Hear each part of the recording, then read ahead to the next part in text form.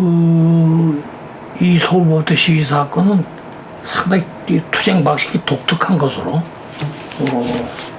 인해서 학생운동권에 큰 자극제가 되는 거. 예를 들면 졸업시험 다 치워놓고 투쟁에 들어갔다라든지 이에 대해서 좀 말씀해 주시죠.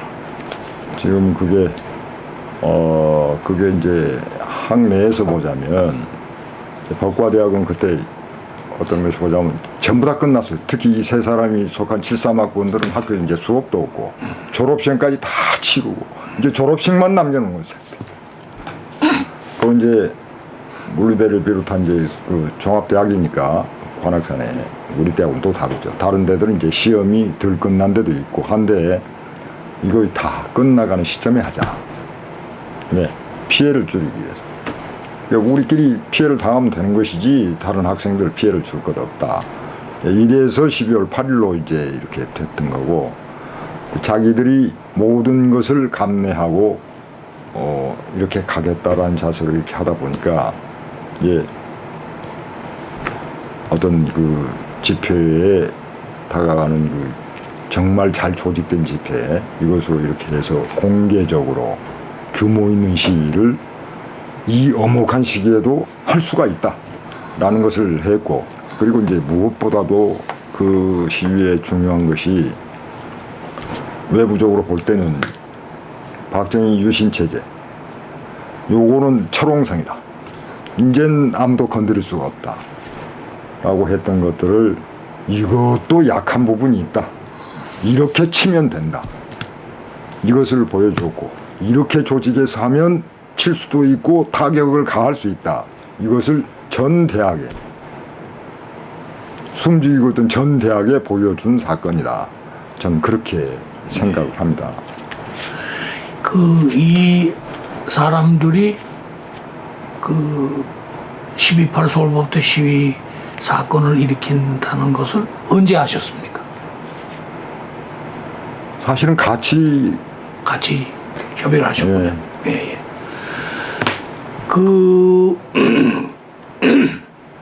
이때 발표된 민주구국 선언문을 보면 당시 국내 언론에 전혀 보도되지 않았던 그 박동선 로비 사건 이 전모를 밝히고 있습니다. 상당히 그 당시 충격적인 일이었었는데요.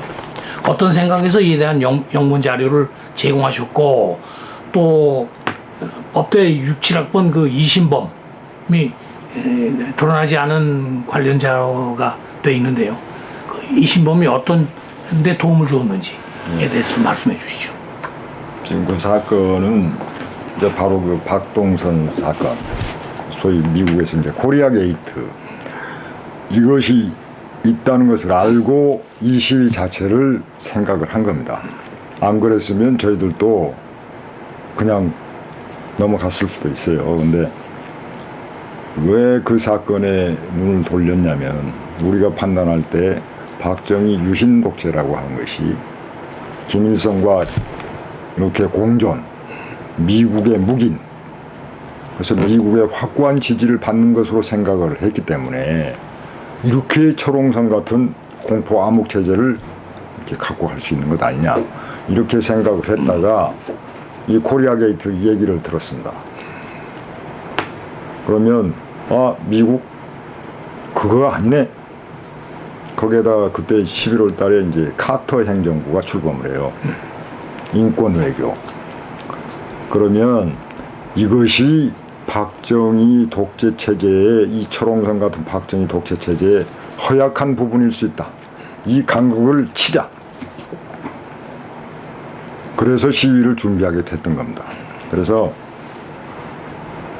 코리아 게이트 그 얘기를 이제 우리가 그 이신범은 밖에서 이제 재적생이었습니다. 그 이신범은 재적생이었고 한데 제야에서 이제 돌아다니고 있었는데 그 얘기를 듣고 그 영문 기사를 좀 보자.